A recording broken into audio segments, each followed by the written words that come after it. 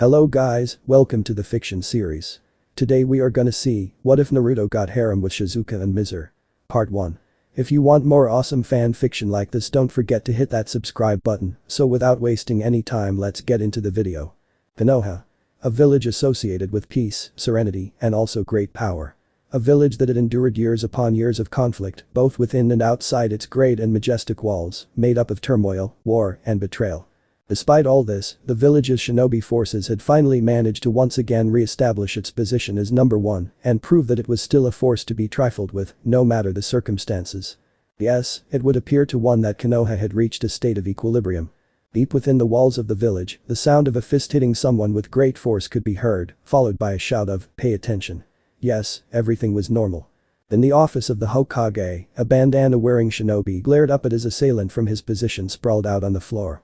He was dressed in a long-sleeved black turtleneck that had an orange strip going up both arms and met in an orange swirl on his back.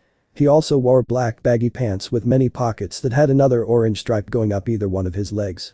Along with this attire was a pair of your average black shinobi sandals on his feet. A standard katana was strapped to his back at an angle, its handle poking over his left shoulder. "What the hell, Bachan?" screamed the shinobi indignantly, rubbing his forehead where a lump was forming, a reminder of the punch he just received from the blonde woman in front of him.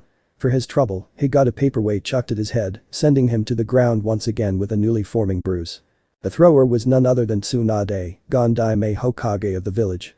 The woman looked down at Hit in irritation, eyebrow twitching. "Did you get the message that time? Pay attention and stop calling me Bachan."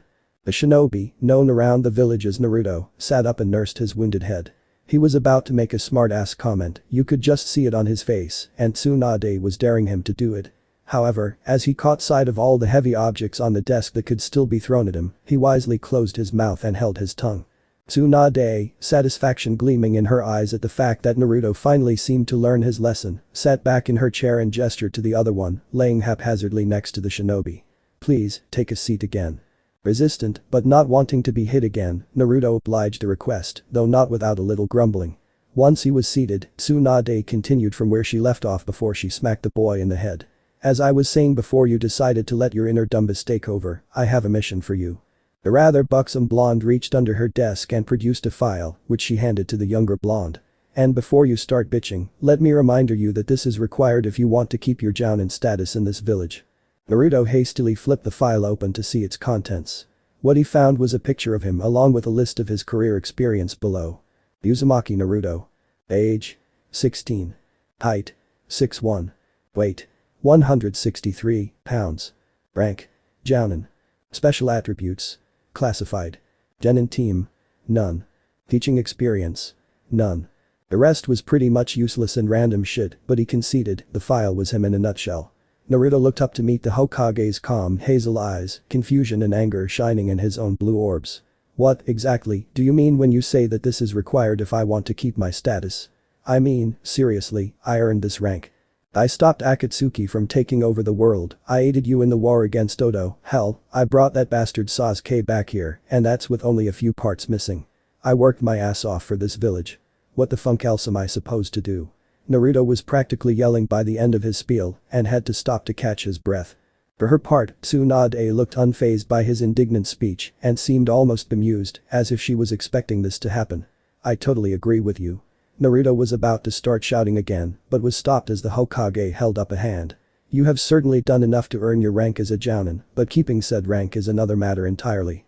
You see," she paused to lean further back in her chair, folding her hands on her lap and crossing her legs, "it's a little known fact that in order to retain one's jounin status, there is a required teaching aspect in order to help the next generation along." Naruto raised an eyebrow and plastered a quizzical look on his face. "Teaching aspect?" "That's correct. Every jounin is required to teach at least one team of genin. However, this option may be substituted if they so choose, and they can instead teach at the academy. You seem to be a special case, though, as you appear to have yet made any notion about thinking about the former option. And I highly doubt you would be willing to teach at the academy, given your own history there. So, that begs the question, what the hell am I supposed to do with some like you?" Naruto began to sheepishly scratch the back of his head with a nervous grin on his face. "Well, it's just a suggestion, but maybe we could just forget about this whole teaching thing and let me continue on with my life as a jounin. Wouldn't that just save us both a lot of trouble?" "Nice try, but no." Besides, that was a rhetorical question, as I already have something planned. She once again reached under her desk, this time pulling out a scroll which she quickly handed over to the crestfallen boy. Since you seem to be determined to continue to be a pain in my ass by denying to teach a genin team and would probably break both your own legs before I shipped you off to the academy, I have decided to be merciful and instead give you a mission, one that requires you to teach if you want it completed. You wouldn't want to put your nearly perfect record in jeopardy by failing the simple mission, would you? Naruto blanched just at the thought of teaching a bunch of ungrateful little hellions.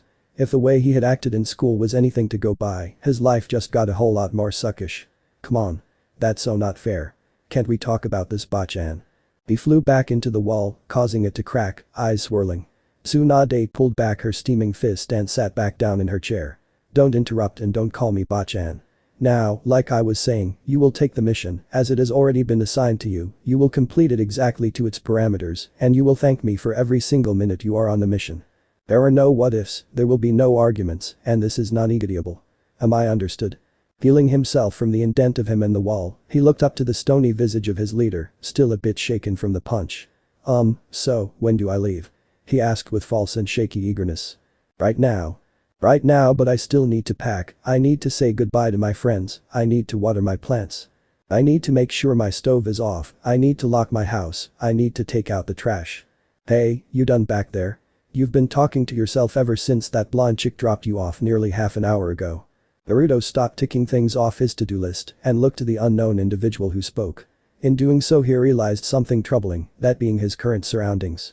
He quickly came to the conclusion that he was sitting in some cushy seat inside of a metal room with many windows and seats similar to the one he was currently using, and there was a dull rumble resounding all around him. As he looked out the window, he noticed the trees were moving past him at high speeds. As expected of someone who had never been in an automobile of any sort before, he was promptly freaked out, almost on the verge of hyperventilating. Luckily, his training had taught him to think before acting, so he quickly calmed down and assessed his situation. He was in a narrow, long, metal room filled with these cushy seats with an empty space down the middle. There was an all-encompassing rumble and he was moving. As he further surveyed his surroundings, he found several bags he recognized as his at his feet. He also noticed the other person in the area with him. It didn't take a genius to figure out it was this man who initially broke him from his reverie. Naruto averted his eyes to the front to see a man. He was sitting in a taller seat and had a strange wheel in front of him, along with a stick protruding from the floor that the man constantly jostled, making a loud cranking sound above the rumble. He couldn't really judge his appearance since he was facing away from him. It was then that the unknown man decided to speak up. Hey, you okay? You look troubled, kid. Naruto shook his head, clearing his thoughts. Yeah, I'm fine, don't worry about it. It was then that Naruto caught something the man said earlier. Wait a minute, did you say a blonde woman dropped me off? Naruto could see the man incline his head slightly. Yeah, she up to the bus with you slung over her shoulder like a bag of rocks, still talking, and dropped you off with you bags. You've been listing random things all the way. Naruto slightly twitched as what was said finally came full circle. Damn it, Bachan.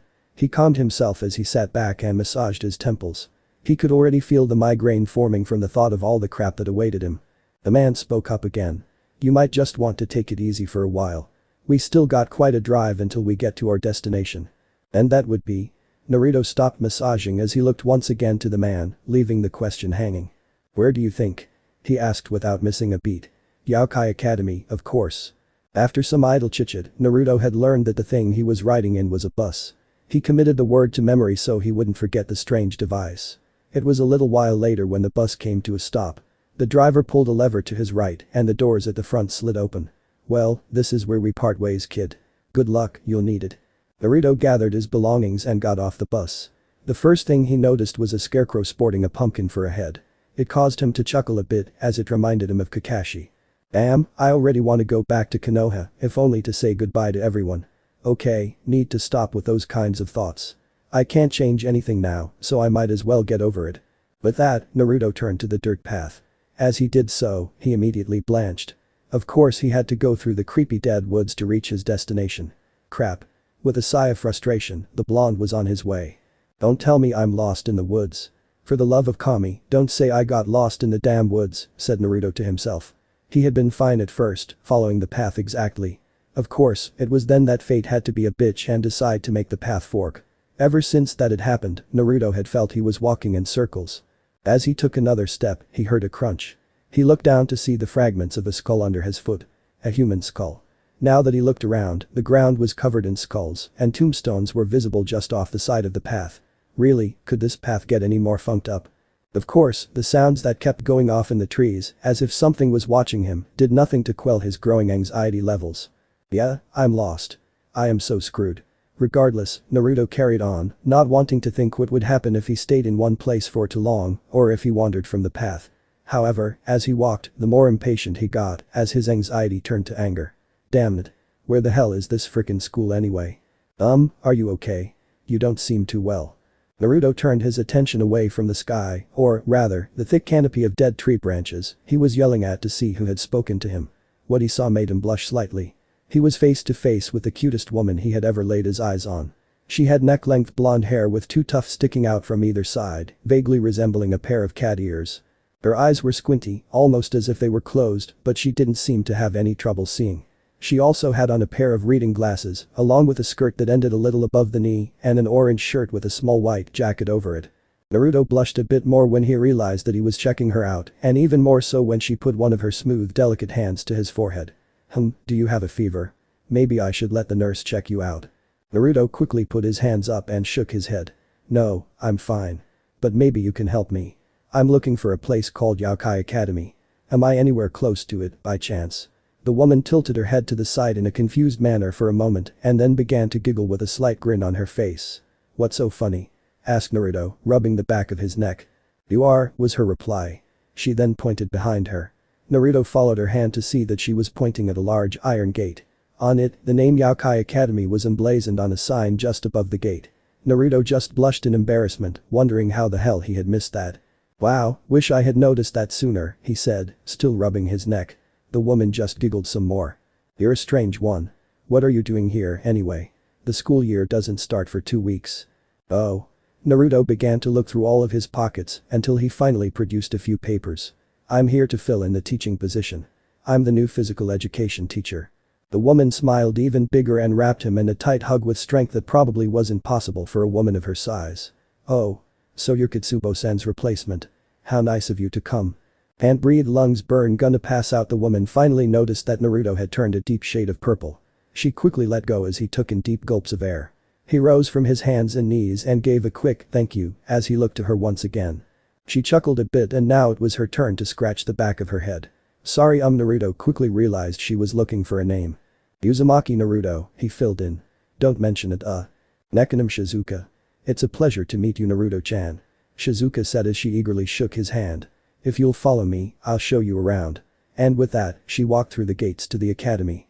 Naruto grumbled a bit at being called Naruto-chan, but flowed nonetheless. Both blondes were walking through the seemingly abandoned halls of Youkai Academy, chatting animatedly. So, what's with the creepy-ass woods around here? Last time I checked, that wasn't exactly good for morale, asked Naruto. Well, this school has to be hidden like this, so no one just wanders in here. Because, really, what sane person would walk into a place like this? The barrier around the school offers extra protection, so a human doesn't end up in the middle of a bunch of yokai. Naruto was wondering what she meant by barrier and why she referred to people as plain humans. It all seemed to click in his head when she said that this place was full of yokai. Of course, given the name, it probably should have been obvious. So, what do you do if you find a human? Asked Naruto, a bit nervous and sweating. Oh, we eliminate them. They can't leave with the secret of this place after all, she said nonchalantly. Of course, people would probably think that the person is crazy, but we can't risk it. In his head, Naruto was running through escape plans so he could leave at a moment's notice. His companion seemed to notice his discomfort and put him at ease. Don't worry. Shinobi aren't seen as true humans. They're more like witches, being boundary beings. How did you know I was a shinobi? We were all informed that you would be one. I myself am a Nico Youkai. I see. It was at that point that he finally noticed the tail swishing behind her.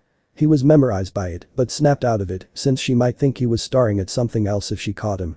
However, it was hard to ignore. More talking would help him, he decided.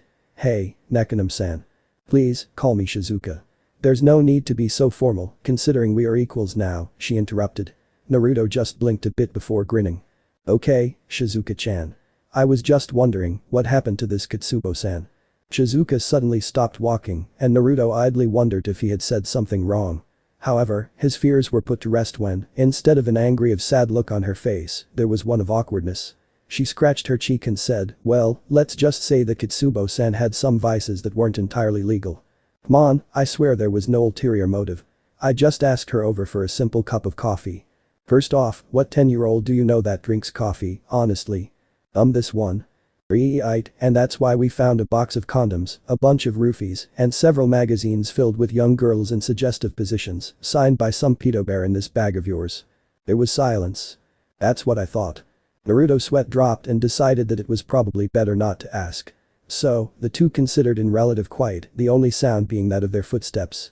Finally, they arrived at their destination, a door marked Headmaster. Shizuka turned to him and said a few parting words.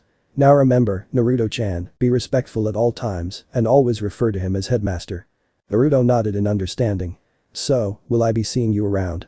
Shizuka giggled and pinched his cheek, much to his embarrassment. "Of course you will, Naruto-chan. We are fellow teachers, after all." And with that, she turned on her heel and walked away, tail swishing behind her. Despite himself, Naruto smiled a wide smile. He was already starting to like this place, just because of her. However, remembering the task he was now faced with, he turned serious. He turned around and silently and respectfully opened the door. The moment he entered the dark room, he was overwhelmed by a feeling of power and authority. To him, it was quite obvious that the headmaster wasn't someone he wanted to funk with. So, all business, he stood in front of the desk that was in the back of the room and eyed the individual behind it, waiting to be acknowledged. The man seemed to resemble a priest of high standing. However, the slightly sinister feel in the air quickly cast that thought from Naruto's head. As he looked again, he noticed the grand rosary around his neck. He knew this was serious and that it wasn't a time to mess around. After a few more seconds of silence, the headmaster spoke. "Welcome to Youkai Academy, Uzumaki Naruto." Naruto gave a deep bow as he responded. "Thank you, headmaster." Naruto wondered how this man knew his name, but really, that didn't matter at the moment. He instead waited for the headmaster to continue. There was a quiet chuckle. "Please, Uzumaki-san, no need to be so respectful. As for how I know your name, I'm the one who requested the mission." Naruto's eyebrows shot up above his hairline in surprise.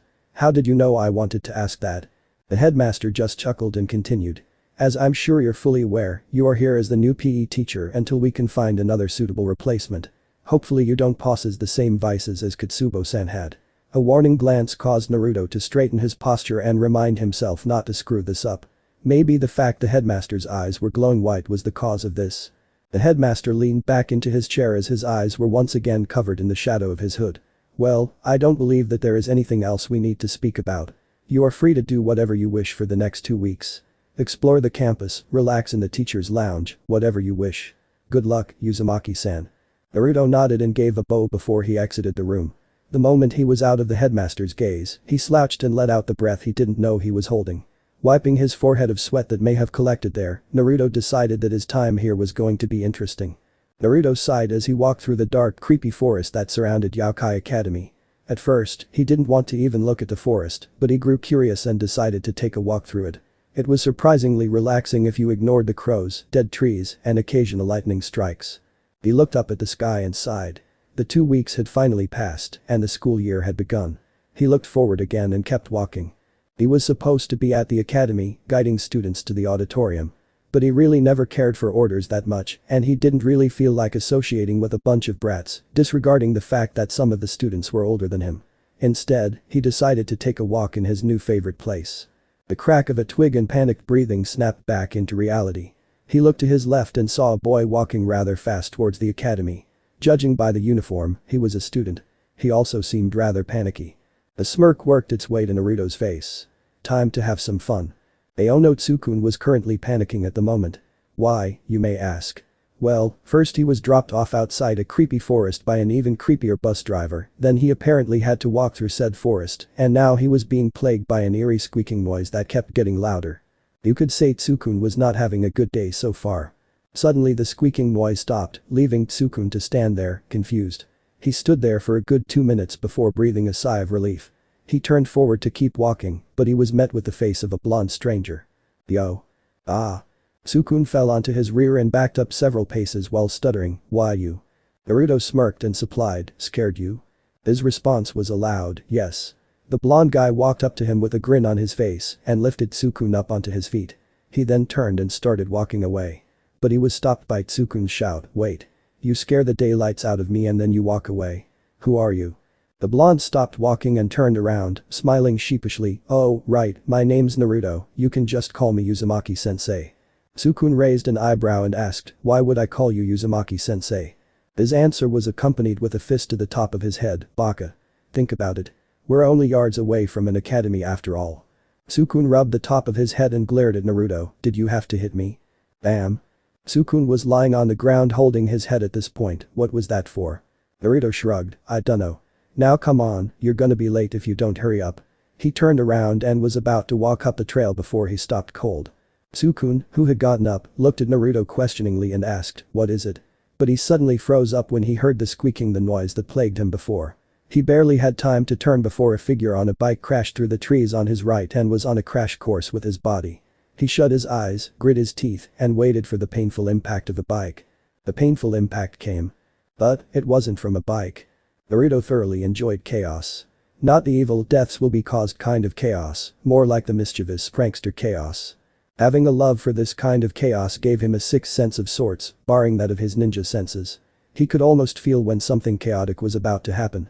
So, naturally, when he felt the same spine-tingling sense that indicated chaos, he stopped and a contemplative look came to his face. He heard the kid behind him, Tsukun, ask, "What is it?" before a bike-riding figure crashed through the foliage. He acted quick and blurred in front of Tsukun, grabbing the bike by the front and effectively stopping its path towards the soon-to-be student. Unfortunately, the same couldn't be said of the rider, who flew off their bike and crashed cranium first into Tsukun's face. Naruto winced. That had to hurt. He set the bike down and walked up to the tangle of limbs that was Tsukun and the mysterious rider. Without a moment's hesitation, he picked up a long stick and poked what looked like Tsukun's back. Hard. Tai. Yep, it was Tsukun. Said boy was rubbing his back and glaring up at the blonde. "Why do you insist on hurting me?" To which Naruto an all too cheerful response. "It's fun, now hurry up and get yourself and that lovely young girl up so we can get to the academy. You don't want to be late on your first day." The brunette looked at the blonde teacher quizzically while trying to get up and asked, "What girl?" His question was soon answered when his hand landed on an incredibly soft surface and a distinctly feminine gasp came from the person that crashed into him. He turned to said person and promptly froze. It was now obvious that the rider was a girl, but she was enchanting. She had long pink hair and was wearing the same green uniform he was, only with a skirt. She had a perfect hergless figure with a breast size to complement it. He couldn't even choke out an apology. Luckily, she decided to do that for him. The menace I'm anemic, you see, and I got a little dizzy and couldn't see where I was going. She opened her eyes, and Tsukun could have sworn his heart skipped a beat. Her eyes were the most shining pair of emeralds he had ever seen. The shock of seeing such a beautiful girl made his arm go slack and his hand to slide further down the soft object he used to keep him up. The girl gasped again and put her hands between her legs, covering her exposed panties and showing Tsukun just where his hand was placed. It was in between her thighs. Tsukun jumped back and waved his arm furiously. "Oh no, you're bleeding." She pulled out a handkerchief and reached forward. Just as she was about to wipe it away, she stopped short and a blush appeared across her face. "The scent," she said quietly. She slowly leaned forward while saying, "My body is the scent." Tsukun blinked rapidly. "Scent?" He leaned his head down slightly and sniffed her hair. "Wow, she smells heavenly." He was thrown out of his thoughts when she grabbed his shoulders and looked him in the eyes. "I'm sorry, but I have to do this because I'm a vampire." His mind was thrown into confusion. Vampire? He thought before he felt her place her lips on his neck and then her teeth in his neck. Naruto, standing a little ways away from the scene, just chuckled and shook his head. "Young love." He walked away, ignoring Tsukun's look of pain and pleading. Later, in Shizuka's classroom, Tsukun was cowering at his desk. He was trying to process what his eccentric teacher had just said. School for monsters. She can't be serious. But, Mocha did say she was a vampire. No. Maybe this is just some weird cosplay school. Yeah, normally dressed cosplayers, that's it. Even Tsukun couldn't hold true to this excuse. His resolve was nearly shattered when he heard the large buff boy next to him spoke. "Why don't we just eat the humans and molest the beautiful girls?" Shizuka looked down at the seating chart and was about to say something before another voice interrupted her, "Because, boy, that's a violation of conduct and I wouldn't hesitate to enforce those conducts." Everyone in the room, including Tsukun, looked towards the source of the voice, which happened to be from the windows. Tsukun blanched. There, standing on the windowsill, smiling ever so carelessly, was none other than the blonde guy he met in the woods. Naruto jumped down from his perch and walked over to the buff monster next to Tsukun and put his hand on his shoulder. "What's your name?" he asked coldly, the smile never leaving his face. The monster looked at him and scoffed. "Why would I tell you?" Crack. The monster gritted his teeth and held his hand on top of Naruto's, who had apparently snapped his clavicle with his firm grip. Naruto looked down at the squirming monster, still smiling, and asked, "Because I'm a sensei." Just as he started putting pressure on his shoulder blade, he was whacked over the head with a yardstick. "Aitai!" Naruto exclaimed, holding his head in pain. He looked up at the smiling culprit. "Shizuka-chan," he whined, "did you have to do that?" "Well, you interrupted my class, oh yeah, and you broke one of my students' bones," she responded. She then made a shooing motion with her hand, saying, "Go on now, you've caused enough trouble." Naruto shot a glance at the troublemaker student before walking towards that window and jumping out. The class held silent for a few minutes, as if it was some sort of a joke and the punchline was about to be said. Then the door opened. Naruto laid his head on his desk, bored. Being a PE teacher, he didn't have a homeroom class, so he would have to wait until tomorrow to do well, anything. So he could be bored the entire day. He could be. He looked out the window at all the students walking around, chatting and making friends. Or he could go out and mingle with his peers. That sounded like a good idea. Tsukun honestly didn't know how he got in these situations. In a matter of 4 hours, he met an eccentric teacher who was the same age as he was, found out his simple presence at this school was enough to kill him, made friends with a beautiful vampire girl, and now he was being threatened by a hulk of a boy over said vampire girl. He honestly didn't know how these things happened. "So, Mocha, how's about you ditch this loser and come have some fun with me?" Saizu said, his left arm in a sling. "No, thank you, I'm having fun with Tsukun-kun right now," was Mocha's response. Saizu snorted and spoke, his voice filled with arrogance, "With this weakling. Heh, you could do much better than him. You could be with someone like me. I highly doubt anyone would want to even be friends with you," a voice behind Saizu announced. All 3 students looked in the direction of the voice. Standing there, with the same carefree smile as in the classroom, was Naruto.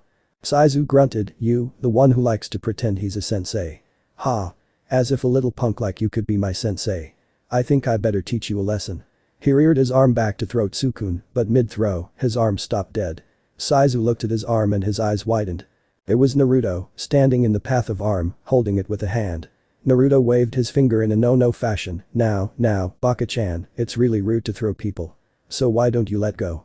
At the same time he emphasized the word go, he squeezed Saizu's arm, which gave an audible crack as it snapped.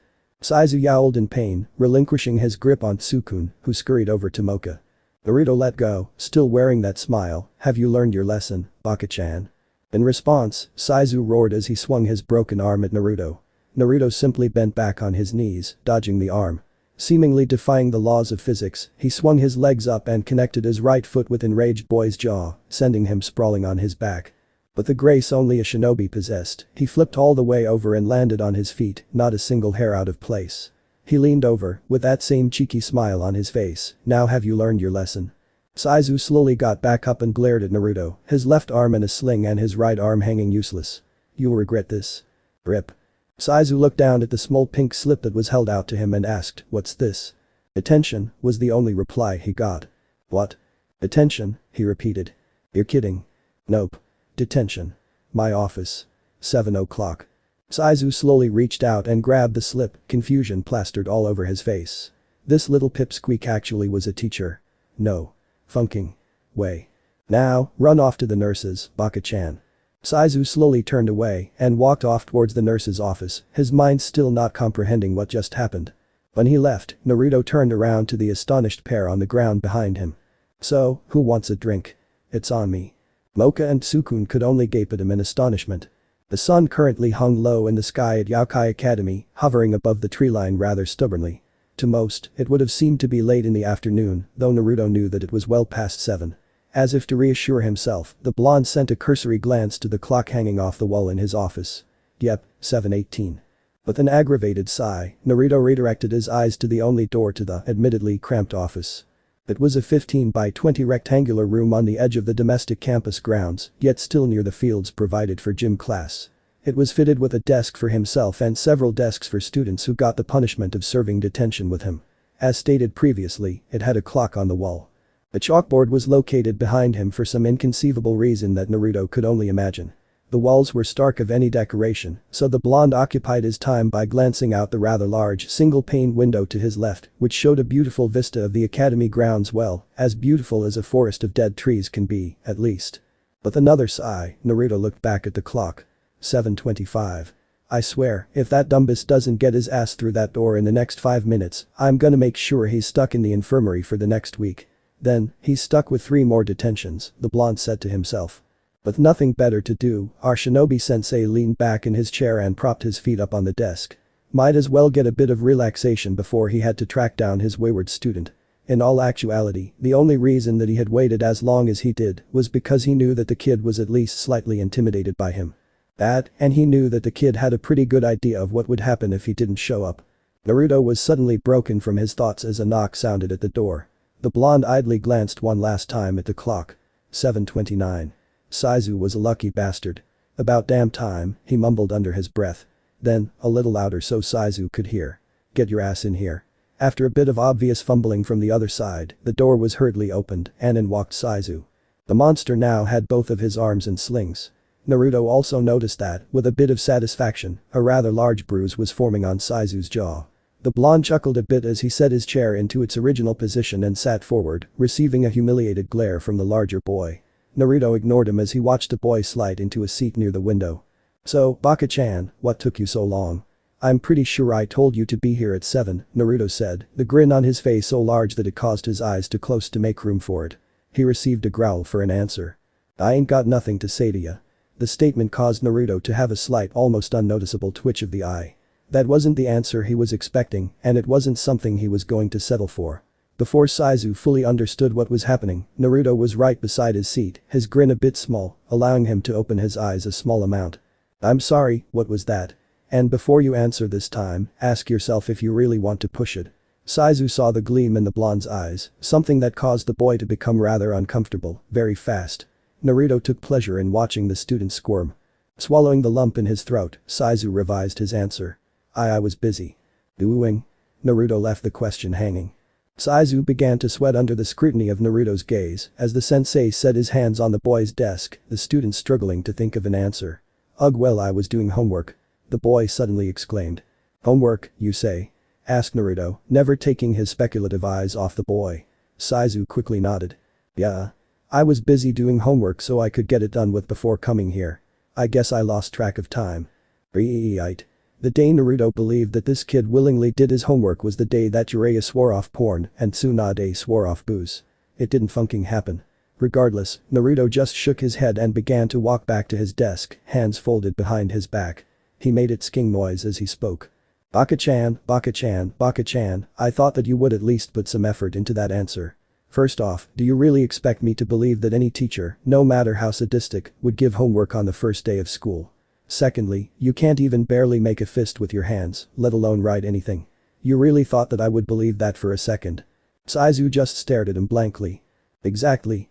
Now, frankly, I don't really care what you were doing anymore, but if I found out you were harassing those kids again, you're gonna wish that I had broken every bone in your body before you could do anything. As soon as Naruto said that, Saizu's eyes widened. But, it wasn't for the reason Naruto thought. Instead, Naruto had reminded him of the pretty pink-haired girl. The one who insisted on hanging around that weak kid. The one he swore he would make his. He needed to leave, he realized, completely forgetting what had been said to him not 10 seconds ago. Hey, I gotta take a piss. Naruto just stared, startled by the abruptness of the statement. What? I said I gotta take a piss. Can I go to the bathroom? Naruto just stared, before twitching. Did this guy think he was stupid or something? Naruto just let out a quiet growl at this kid's audacity. No. What? Saizu asked, surprised. I said no. Now, it was Saizu's turn to get angered. Hey, come on. I'll piss on the floor if I have to. Naruto just propped his head up on his arm, leaning against the desk. Like I care. I don't have to clean it up, was the rather bored answer from the blonde. Come on. Now, Naruto adopted a thoughtful pose, causing Saizu to become slightly hopeful. Well, when you put it that wano. With that, Naruto chucked a plastic bottle at his student's head, which he had pulled from his desk. The bottle hit Saizu square in the nose before landing on the desk. The boy just stared at it before looking up to Naruto. What the funk am I supposed to do with this? He asked incredulously. Naruto just pointed to the far side of the room. Go in the corner and make sure to get it in the bottle. There was silence as Saizu just stared, speechless. He was getting desperate and really wanted to leave. Now. He looked around before coming up with a plan. Well, the thing is, holy shit, what's that? The boy shouted, indicating behind Naruto. The blonde quickly spun around before hearing a crash and the sound of someone screaming.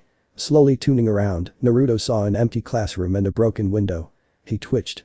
He used the worst technique in history, his jaw clenched as his hands turned into white-knuckled fists, and I fell for it. Naruto was only able to derive a minuscule amount of joy from the fact that the window Saizu jumped out of overlooked a very steep hill covered in protruding stones. With a sigh, Naruto went after the kid. Naruto jumped through the trees at an idle pace, not in any real rush to catch up to Saizu. And really, what reason did he have to be? The kid could barely use his arms and probably not faring too well after jumping out the window. That didn't mean that the blonde was underestimating the boy, he couldn't afford to underestimate anyone in his line of work, considering lives were constantly on the line. Add the fact that the kid was a literal monster and no doubt had a shitload of tricks up his sleeve, and Naruto wasn't going to let his eyes off him when he did catch up. When the blonde heard a frightened scream, he decided to speed up just a bit. He wasn't about to let someone get injured just for the simple fact that he insisted on being lazy. Hell, even Kakashi, one of the laziest people he knew, didn't do that when he could help it. A few seconds later, Naruto saw a break in the tree line up ahead. With a burst of speed, our blonde hero broke through into the clearing. Stopping on a tree branch, he watched the conflict below unfold. The first thing he noticed was Saizu. One of the boy's arms had fallen out of its sling and dangled by his side. His uniform was covered in dirt and had various rips and tears in it. The blonde also noticed that he was favoring one leg over the other. Letting his blue eyes drift over the field, Naruto noticed Sukune and Mocha on the other end. The brown-haired boy was putting himself in between the pink-haired girl and Saizu. Naruto shook his head at the sight and just decided to see where this was going. He would step in if the situation got out of hand. Meanwhile, Saizu stepped forward menacingly, causing the other two to take an involuntary step backwards. The boy gave a weary chuckle at their reaction. Suddenly finding his throat extremely dry, Sukune took a deep swallow of saliva before attempting to speak. Do we really need to do this, Saizu? I mean, can't we just let bygones be bygones and move on? Come on, you look injured, maybe we can take you to the infirmary. Shut up. Sukune quickly shut his mouth at Saizu's shout, thinking it was better to just listen to the boy. Pleased by the brunette's reaction, he decided to continue. Now, if you're so scared, I might be willing to let you leave. However, you have to give me and Mocha-chan here a little alone time. There was a sick grin on the boy's face as he said that, causing Sukune and Mocha to give horrified expressions and once again back up further. Naruto's anger increased as he sat in his tree, still unnoticed by everyone else. He knew the implications of what Saizu was saying and was beginning to regret not taking the boy's mobility away with a quick kick to the knees when he had the chance earlier. Before he could act, his attention was caught by what Sukune said next. I'm not leaving Mocha-san here with someone like you. I'd rather die than let you have your way with her. Naruto looked at the kid and newfound respect welling within him at what was just said. He noticed Mocha had tears in her eyes, her shocked expression turning into a smile for the boy. Sukune, she said, putting a hand on his shoulder, go. Please, I'll be fine, but I don't want you to get hurt. But Mocha. No, Sukune, please. You're the only one who has chosen to be my friend, the only one who chooses to see me for who I really am. If worst comes to worst, I'll survive, but I don't think I could bear to see you get hurt. So just go. Tears were rolling down the pink-haired girl's cheeks at the end of her little speech, leaving Sukune speechless. Not so much Saizu. The larger boy just snorted. That's very touching, but I'm tired of waiting. You had your chance to leave, but now we have to do this the hard way. Just remember that you brought this on yourselves. With that, the boy was off at speeds that he shouldn't have possessed in his current state. Fearing for his friend, Sukune quickly rounded around, grabbing Mocha by the shoulders and putting himself further in danger's way. Go. Quick. All the while, Sukune closed his eyes, waiting for the impact. However, all he got was a cry of startled pain that he knew wasn't his or Mocha's. Turning around to see what was going on, the boy felt his eyes widen at the sight. A familiar blonde head was facing away from them, holding onto the arm Saizu had out of the sling and had directed at them in a punch. The blonde just looked at Saizu, his eyes boring into the boy's own frightened ones, his face the epitome of seriousness. He just idly shook his head. You really don't learn, do you, Baka-chan? His question was met with silence. What do you think happens to students who not only leave my detention to go harass other students, but break a window in the process of escape, huh? The blonde sent a quick blow into Saizu's stomach, knocking all the air out of the boy's lungs and causing him to double over in pain. Naruto didn't let him fall completely, though. Instead, he moved right behind the boy as he landed on his knees, arms still in hand, the one he had broken earlier. He then planted his foot into the boy's back as he grabbed Saizu's broken shoulder. He flinched at all of the movement going on, even more so when the blonde decided to speak. "I'm the one who has to pay for that window, you inconsiderate funkoff." Naruto began to push his leg forward, causing bones to creak and Saizu to yell. "And to top this whole situation off, you imply that you're going to rape this young girl here and threaten to kill her friend if he gets in the way. Pieces of shit like you make me sick." With a bit more pressure, there was a wet crunching sound as Naruto effectively dislocated Saizu's arm. To top it off, Naruto brought his other foot up, using the one on Saizu's back as leverage, and brought it down on his elbow in an axe kick. The sound of dry twigs snapping accompanied Saizu's scream as Naruto released a now useless arm. He kicked the boy forward and let him fall on his face. With that, he crouched down near Saizu's head and whispered in his ear. "Consider this corporal punishment. If your transgressions continue, I may have to break your legs and tear them off. Now, if anyone asks, your injuries were caused by you jumping out the window. Go to sleep now." With a quick tap to a pressure point in the boy's neck, he was out before he could protest.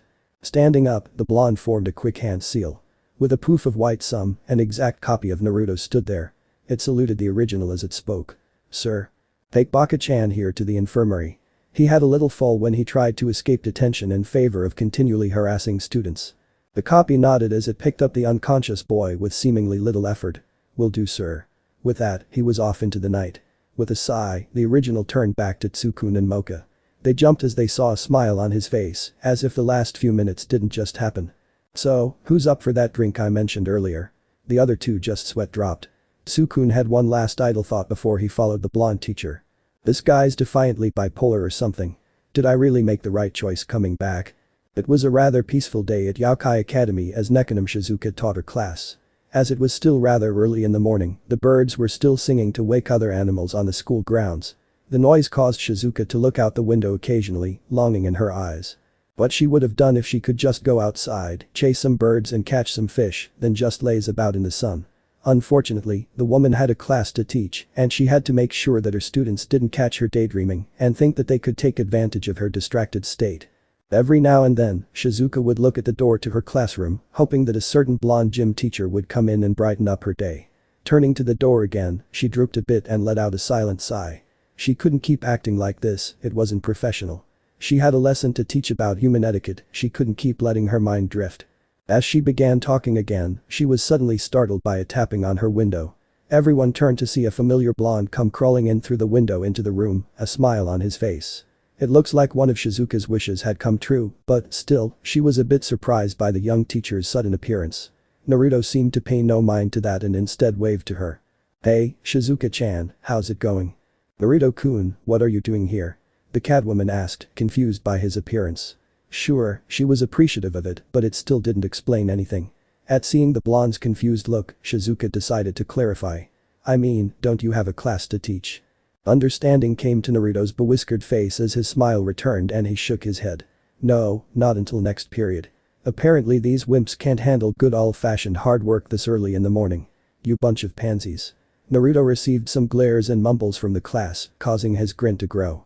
However, his smile quickly vanished as the hardwood of a ruler impacted the top of his skull. The blonde shouted in pain and quickly turned around to look at his abuser, tears of pain in his eyes. Shizuka just crossed her arms, ruler in hand, as she fixed her co-worker with a disapproving look. "Please refrain from insulting my students, Naruto-kun. Now, mind telling me why you're here?" Shizuka may have liked the blonde and knew that he was just fooling around, but she wouldn't tolerate disrespect from anyone. Naruto, meanwhile, adopted a thoughtful look, as if he forgot why he was there in the first place. Finally, he just shrugged. "I guess I just wanted to stop by and see how you were doing. There's nothing wrong with that, is there?" "I guess not, but if that's all, could you please leave? I still have a class to teach." Naruto flashed another smile before heading towards the window. "Sure thing, Shizuka-chan." With that, the blonde started to leave and Shizuka turned back to her class. However, she turned back when Naruto called back to her halfway out the window. "Oh, wait, I remembered what I wanted to ask you." Naruto began to rub the back of his head in embarrassment. "Shizuka-chan, would you like to get lunch with me later today?" Shizuka blushed at the question. By now, both teachers had forgotten about the students in the room who were watching everything unfold before them. "Sure, that sounds nice. We can talk more later, though."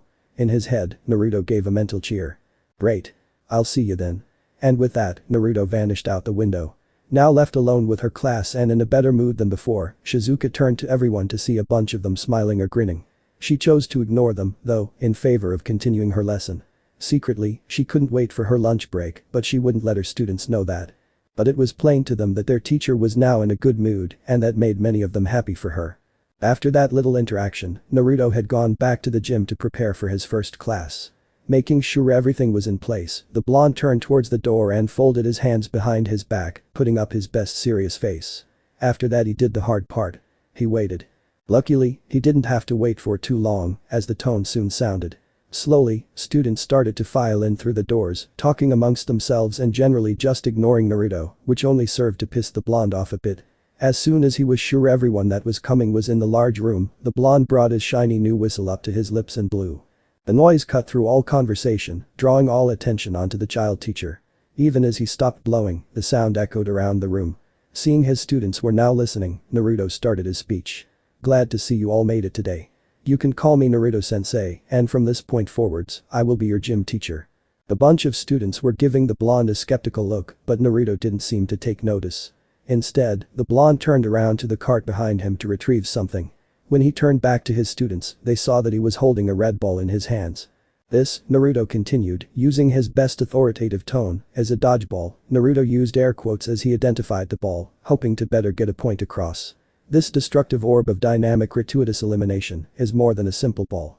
You see, at this point, the blonde began to pace back and forth, ball still in hand. Life is conflict. Life is struggling through the pain and loss to achieve a goal. Life is knowing how to work together to defeat a common enemy and rise to glory. For the next 2 weeks, this dodgeball will be your life. Now, are there any questions? Almost hesitantly, one brave student raised his hand and asked the question that was on everyone's mind. Yeah, are you serious? I mean, there are kids here older than you, what makes you think that you can just act like a teacher? A small tick mark appeared on Naruto's forehead, but, other than that, there was no sign that he had actually heard the student. Right then, with that, Naruto pulled something out from behind his back and showed it to the class, knowing that this question would come up. This is not a dodgeball. This is a wrench. However, at this point, Naruto let loose and threw the metal object at the student who asked him the question, knocking him out and sending a spray of blood flying, causing those near him to back away.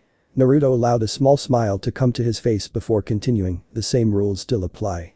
If you can dodge a wrench, you can dodge a ball. But that's not the point. I won't tolerate having my authority questioned. My position as a teacher is legitimate and you would do well to remember that and spread the word. For those of you who insist on testing my mood, I have more wrenches for you. With that in mind, are there any other questions? Another student raised his hand, and as a warning, Naruto took out another wrench and looked like he was prepared to throw it if he didn't like the question. The student gulped, but asked his question nonetheless. Sensei, Naruto grinned at the title and lowered the wrench a bit, shouldn't we take him to the infirmary to make sure he's alright? A student indicated to his downed friend who still had blood dripping from his head wound. Naruto looked at the fallen kid and just shook his head. Nah, he should have been able to dodge that wrench. I didn't even throw it as hard as I could. Really, it's his own damn fault this happened. Leave him, and he can get up if he wants to. The student's sweat dropped a bit, trying to imagine how the kid in front of them ever got to be a teacher. That reminds me, Naruto continued, dodgeball goes by many different names, be it prison ball, bombardment, whatever, it doesn't change the fact that by many, this sport is considered by many as the closest one can get to war without actually being on the battlefield. It is just the environment, the hostility all around you that makes the whole feeling, the want to eliminate your enemies palpable. I won't lie, this may change some of you. That being said, in war, bullets, grenades, mines, it doesn't matter, ordnance is never truly dead and should always be considered deadly. Likewise, I never consider these balls to be dead. Ever. If it bounces and hits you, you're out. If it hits someone before it hits you, you're out. If it rolls across the ground and touches you, you're out. You must always be mindful of your surroundings. The only way you will not be out is if you catch the ball.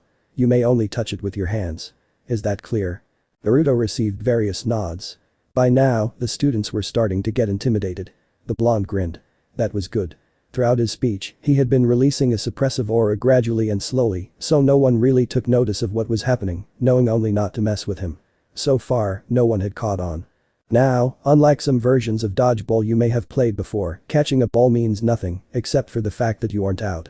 In war, if you somehow miraculously catch a bullet and don't get injured, it doesn't automatically kill the guy who took a shot at you. It doesn't bring your dead comrade back to life. Frankly, I find those rules to be utter bullshit. If you catch the ball, it does nothing but ensure your own continuance in the game. The only other way to survive here is if you deflect a thrown ball with one of your own.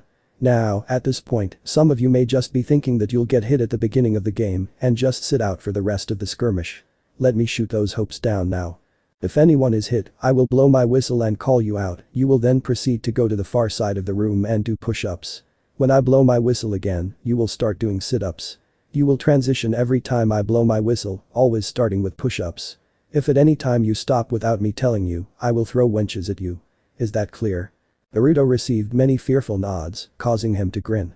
He was definitely stating to enjoy this mission. Good. Now, I want half of you on this side of the gym and half of you on the other side. On your side, you will find colored cloths to tie around your arms. This will help distinguish friend from foe. Like in war, you will be able to cross into enemy territory, i.e. the other side of the gym. However, don't expect to last very long. Now, get to your sides. The students all hustled at Naruto's shout, running into each other, and almost everyone stepping on the unconscious student from earlier.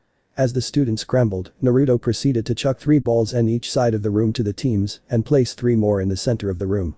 It was a class of 30, so he thought that would be enough ammunition for them. With that, he retreated back to the place where the dead would go. Now, if everyone's ready, Naruto placed his whistle up to his lips and was about to blow when someone cut him off. Sensei. Naruto sighed and looked to who had called him, someone on the purple side. He had decided to use purple and yellow cloth, why it didn't matter, he just thought the colors contrasted nicely. What? Naruto asked exasperatedly. The girl looked slightly nervous as she continued. We only have 14 people, and it's a class of 30. What should we do? Naruto sighed again and proceeded to do a head count. Indeed, the purple team only had 14 people, while the yellow them had 15. Looking around, the blonde noticed the unconscious kid on the floor. Hey, throw me that extra piece of cloth. The student did so, and Naruto tied it around the boy's limp arm. He then proceeded to none too gently shove the boy over to the purple side with his foot. Naruto wiped the imaginary dust off his hands and returned to his spot. Meanwhile, the girl knew she should have objected to HAV9ing an already unconscious kid on her team, but in the end, she preferred self-preservation to any preconceived notion she had on fairness. Back at his spot, Naruto once again raised his whistle. Now that that's settled, we can begin.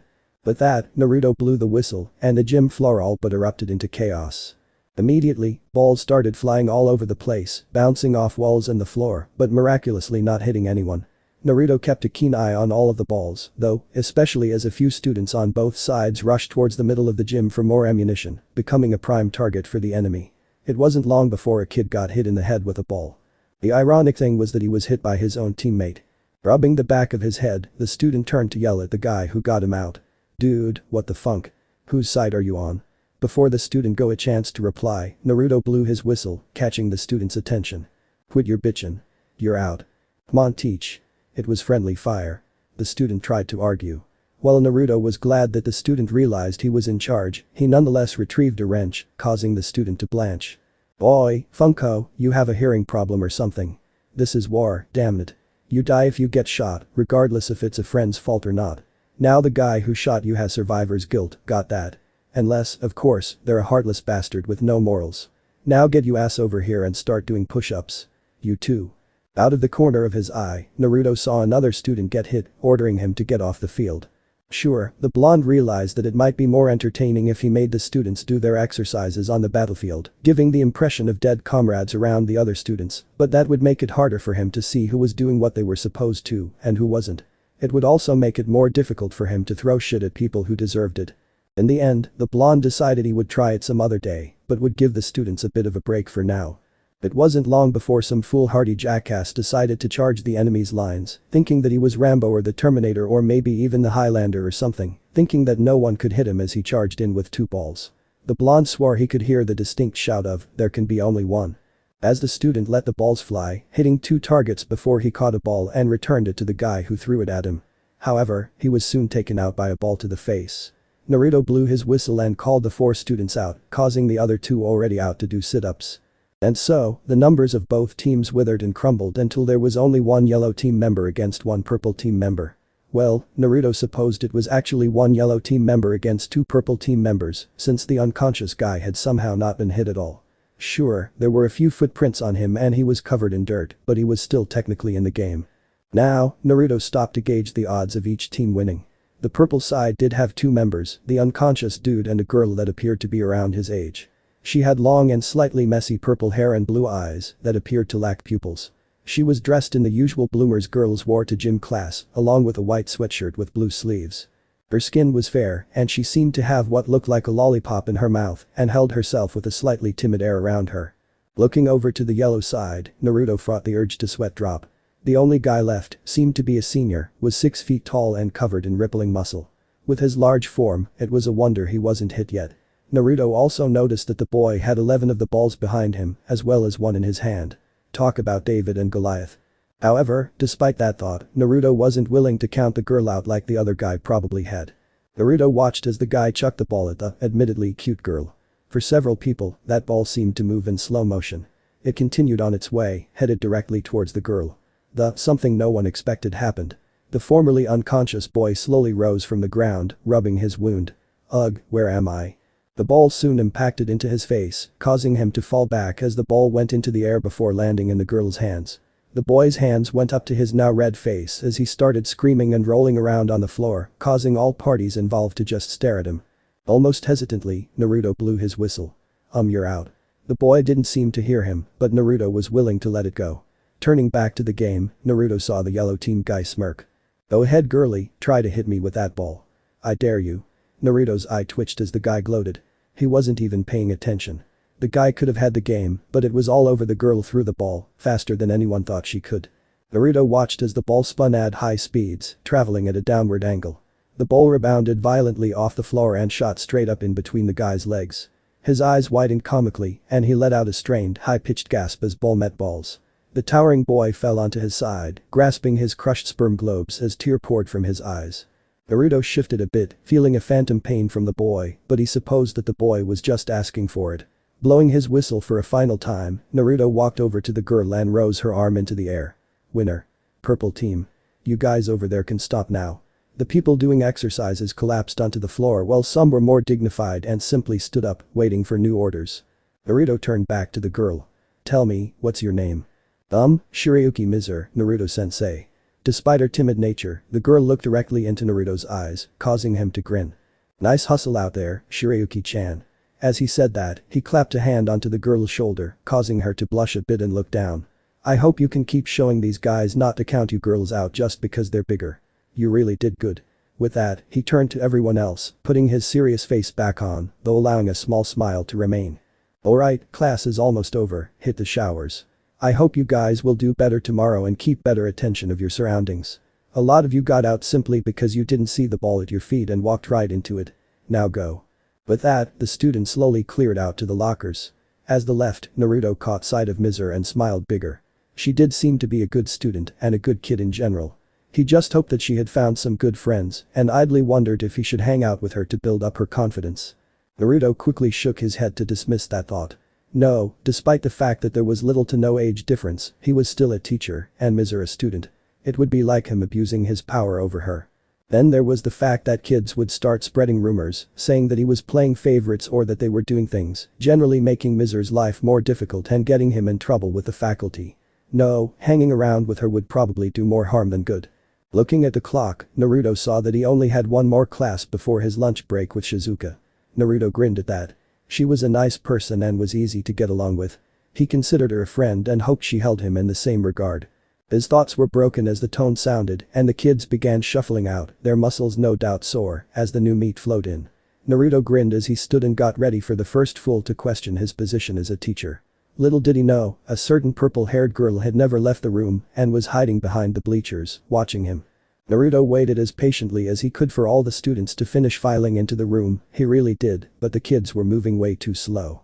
The blonde's eyebrow developed a twitch as another small group entered the gym, chuckling at some joke that was just told, just as Naruto was about to yell at everyone to shut up. Naruto was anticipating the next period when he could finally relax with his favorite staff member, but his annoying and inconsiderate students were ruining his good mood.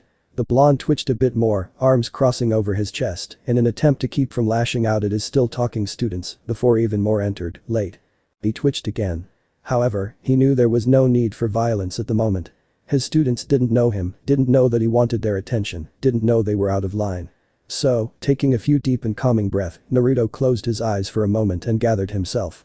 A smile appeared on his face as he opened his eyes again. They twitched when he noticed even more students seemed to have entered the room when he wasn't looking. He didn't really pay them any mind, though. Instead, he clapped his hands together in hopes of getting his students' attention and spoke in what he thought was a friendly voice. "Okay everyone. Shut the hell up and let's start class." Okay, the wording wasn't the best to start things off, but it didn't really matter as the students continued to ignore him. Naruto's smile quirked a bit before slipping completely as more late kids entered. "Okay. Shut the hell up. I mean it this time." Still no response from the students. "Hey, don't make me start throwing wrenches at you." If anything, the talking just seemed to get louder. Now, normally Naruto would have just let something like this go, but it was his mission to get these kids to pelt the shit out of each other with dodgeballs. And Naruto never failed a mission if he could help it. But more than that, it was a matter of pride. He would not have his authority undermined by a bunch of kids. Taking up his whistle, Naruto brought it up to his mouth before taking a deep breath, making sure to gather some chakra into his lungs before letting loose on the metal object. The high-pitched shrill sound finally seemed to catch everyone's attention as more than a few dropped to their knees yelling and grasping their ears. The ones who did little more than wince could be counted on one hand. Finally, well over a minute that seemed like an eternity, Naruto let off, only slightly red in the face. "About damn time," the blonde whispered under his breath as he noticed everyone seemed to be looking at them, though most people had contempt in their eyes. Not that he really cared. With that out of the way, Naruto opened his mouth to finally speak before he was quickly cut off. "What that funk was that for, kid? Shit, what's wrong with you?" Finally fed up with his students, Naruto pulled out a wrench, took aim, and launched the tool and hit the student who spoke in the face before anyone knew what was going on. That's the final straw. To those too stupid to figure it out for themselves, I am your sensei. I am the one in control. You will do everything I say from this point forward, and I expect to hear absolutely no crap from any of you. Is that clear? He received only nods. Good. Now, we were going to play dodgeball, but seeing as most of you were late, all of you drop and start doing push-ups. When I blow my whistle, you will do sit-ups. When I blow my whistle again, you will do jumping jacks, followed by jogging in place, followed by handstands, before starting all over again. If you stop, I will throw shit at you. If you hesitate, I will throw shit at you. If you get confused, I will throw shit at you. If you do anything besides what you're supposed to, I will throw shit at you. Now, everyone form rows of 5 by 6. Wait, sensei, I think my ears are bleeding. Naruto shot a harsh glare at the girl who spoke. Your forehead will be bleeding if you don't do as I say. Now go. The girl wasted no time in lining up with the others as Naruto shot a glare at the boy he already hit. You too. You don't get sympathy. When everything was said and done, Naruto still noticed a student missing. The blonde just shrugged it off. They would just make up what they missed after school. With that out of the way, the blonde brought his whistle to his lips and began blowing at random intervals, throwing everyone off quickly, but they caught themselves before Naruto threw a wrench at them. Soon people were sweating heavily. Idly, the blonde had to wonder how he looked dressed in a white and blue tracksuit and a whistle in between his lips, one hand in his pocket while the other twirled a wrench in its fingers. Just slick back his hair and throw on a pair of aviator sunglasses and he imagined he would look pretty badass. Now the only question was, where was he going to get a pair of aviators around here? Eventually, the door opened and Naruto turned his head to see who it was, but not before hitting everyone else who looked with a warning shot. Into the gym walked a rather short blue-haired girl. A yellow sweater covered a large chest that reminded the blonde of Tsunade. The girl's purple eyes locked with his and a smirk seemed to grow on her face, something Naruto didn't like. With that, the girl sauntered over to his position as he kept blowing his whistle. Are you in charge around here, handsome? Naruto's face grew slightly red as the girl seemed to push her breasts out to him, but had little effect otherwise. Sorry I'm late, but some things came up on my way here. You won't hold that against me, will you? Oh, by the way, my name's Kurumu. At the mention of her name, more than one of the male students looked up with hearts in their eyes. Kurumu-cha, they were all cut off as they were hit by wrenches and slumped to the floor unconscious. With that done, the blonde turned back to the newcomer, wiping imaginary dust off of his hands. Of course I'll hold that against you, Naruto spoke, completely serious. Now take your place and do the same as everyone else. Kurumu looked dejected as Naruto said that, but nonetheless tried to get out of gym class. She threw her arms around Naruto's neck and looked into his eyes, while making her voice as low and flirtatious as she could. Come on sensei, you don't mean that, do you? As she said this, she tried to charm the blonde man in front of her, her eyes glowing a bit. Naruto, feeling someone trying to mess with his mind and having more than enough experience with things like this, quickly pumped chakra to his head and stopped whatever was happening. He then glared at the girl, figuring she was the cause. Whatever you're trying, it's not gonna work. Get in line before I decide to keep you after. Kurumu's eyes just widened. How did her charm not work? Hell, he wasn't even slightly affected. The blue-haired girl was utterly shocked. However, she still had one trick up her sleeve. Usually, she wouldn't do something like this, but she saw what the other kids were doing and thought it was brutal. She would probably die. Plus, Naruto wasn't that bad looking. Therefore, she would go for broke. Putting on her best innocent face, the blue-haired girl sugar-coated her voice and moved in for what she hoped was the kill. Please don't be that way, sensei. With that, she took the whistle from Naruto's lips and placed a soft, sensual kiss there instead. Naruto's spine went rigid as this happened and two pairs of blue eyes widened. He was not expecting anything like this. However, he wouldn't let this happen to him. He gently pushed the girl off of him and narrowed his eyes, face flushed. He just pointed to where everyone else was doing jumping jacks and growled out a low, "Go," to the girl. Kurumu, dumbfounded that all of her seduction techniques had failed, did as Naruto said. In the shadows of the gym, a smile came across a certain purple-haired girl's face. Naruto had just proved he had a strong will, something she admired. For the rest of the class, Naruto would growl at his students or sent glares at them and was much more judicious with the use of his wrenches. He had a headache now. When the bell finally rang, Naruto wasted no time in ditching his students, all of whom had the impression that he may be gay from his lack of reaction from Kurumu. They too left soon after the tone rang, leaving behind 11 of their friends to wake up long after their break was over and classes had started again. Naruto arrived in the cafeteria rather quickly and saw that there were only a few people in line waiting to be served. The blonde quickly joined the queue, despite the fact that he wasn't really that hungry. In fact, he was still quite pissed from last period. He couldn't believe one of his students could be so flippant to try and seduce him.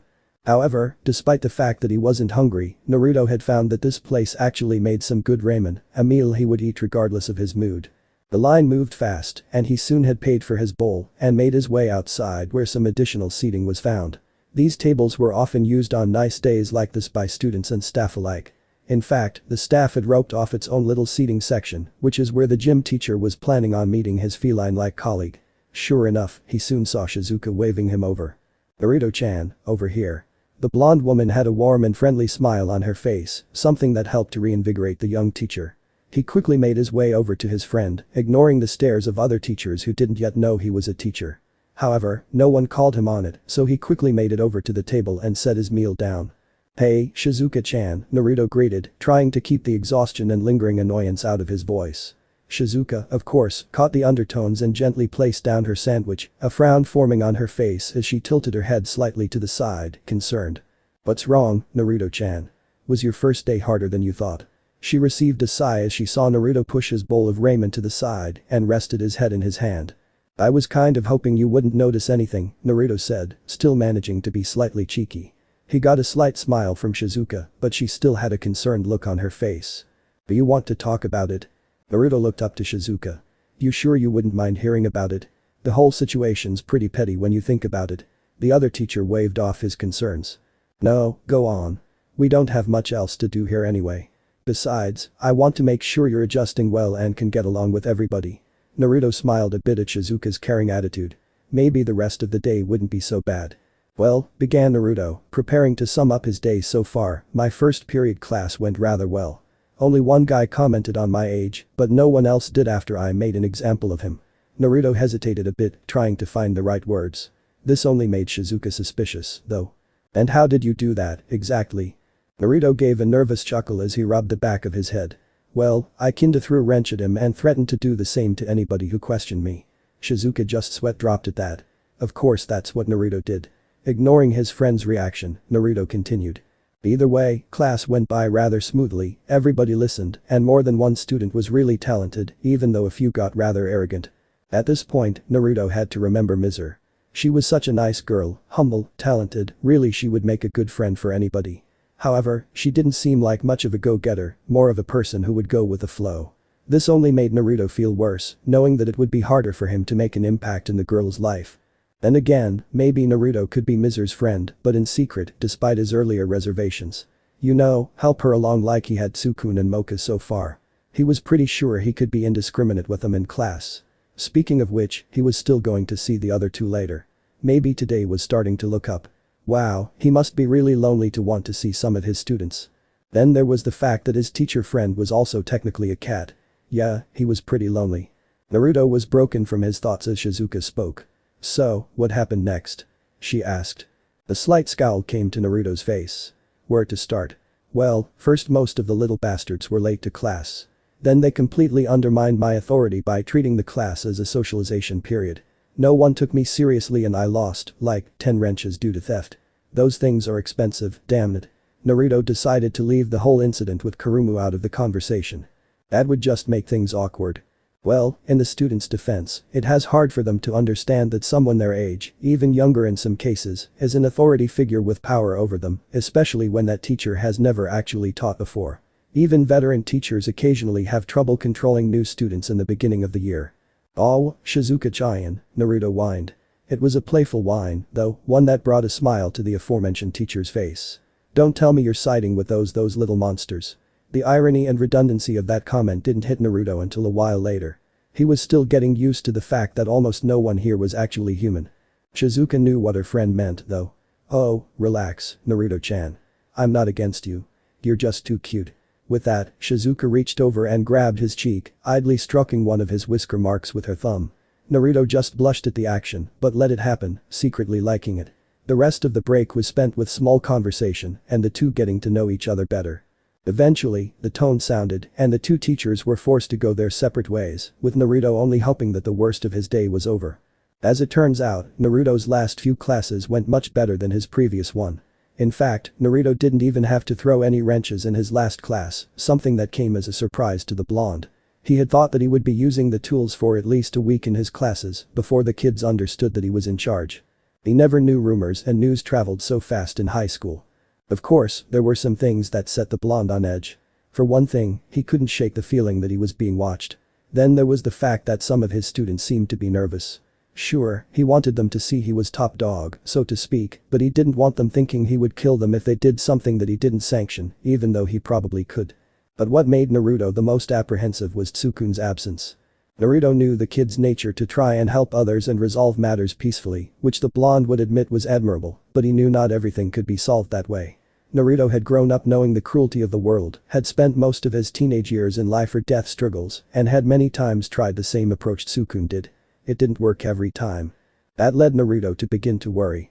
He knew the kid probably didn't have what it takes to fight back, not even really defend himself. He would be at the mercy of whoever he may be fighting with.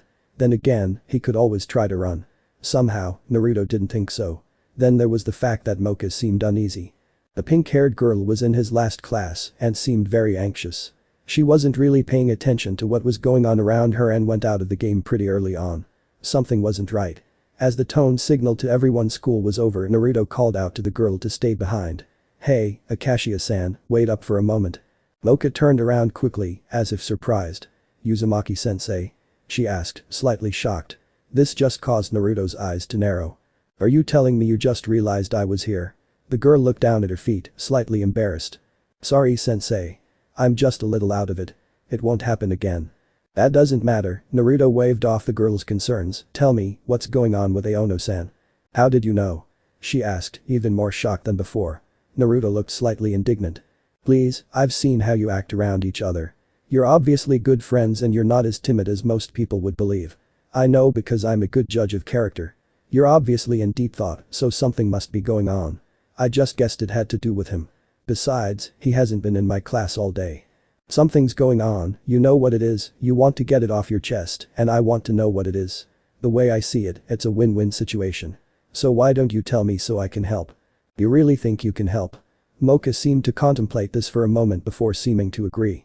Naruto had helped her out before, after all. Just yesterday, in fact. "Well, you see, Tsukune-kun has been recently hanging out with this new girl. Now, I don't want to sound jealous or anything, I think it's good that he's making more friends, but he hasn't been acting himself ever since he met her. I can tell something's wrong. He hasn't been wanting to talk to me and even told me off." As Mocha spoke, Naruto's eyes continually narrowed and his jaw clenched. Something wasn't right. "Then there's the fact that Kurumu-san told me that we were rivals of love. I don't even know what that means." "Wait." Naruto said, eyes snapping wide open. Mocha jumped slightly at the sudden interruption. Do you mean Kurumu? Is she a girl with blue hair and big boobs? The pink-haired girl looked slightly embarrassed at such a blunt description, but was happy that Naruto at least knew who she was talking about. Yes, you know her. Naruto scoffed a bit. Yeah, I know her. Wish I didn't though. She tried to pull something over on me when she was late for gym class today. But I know what you mean. When I was talking to her, I think she tried messing with my mind. Do you think that that's what's wrong with Tsukun-kun? Asked Mocha, slightly hopeful that Naruto had a solution to her problem. I can't be sure, but it sure sounds like it. Either way, we should start by getting him away from that girl. My first impression of her isn't that good anyway. Let's get moving. Naruto quickly made his way out of the gym, followed closely by Mocha.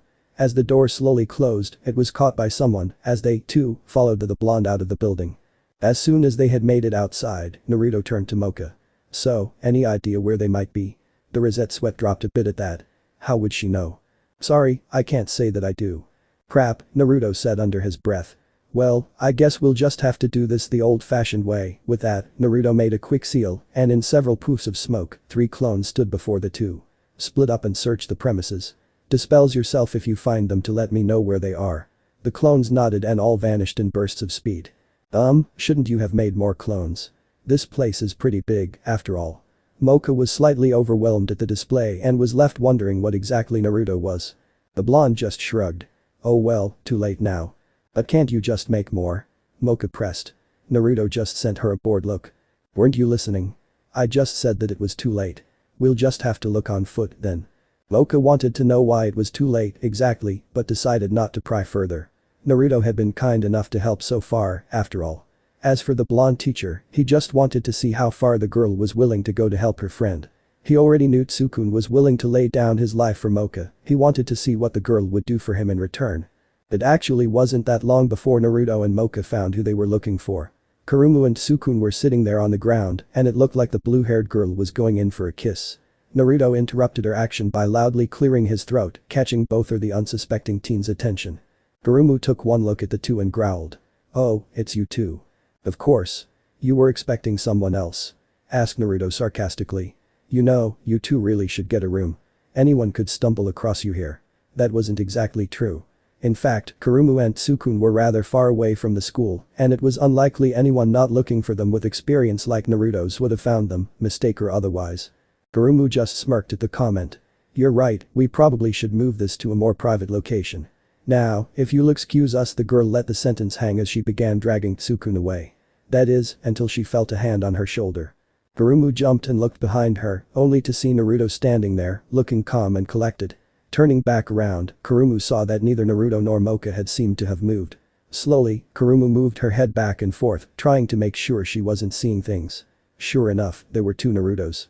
What the hell? She asked, confused by what was going on. First this guy was able to resist her charm, now he was able to be 2 places at once. What was he? What should I do with her, boss? Asked the clone. Naruto was about to answer, but was cut off by Kurumu's yell. Tsukun. Help. Naruto would have scoffed at that, the idea of Tsukun actually striking anybody sounding absurd to him.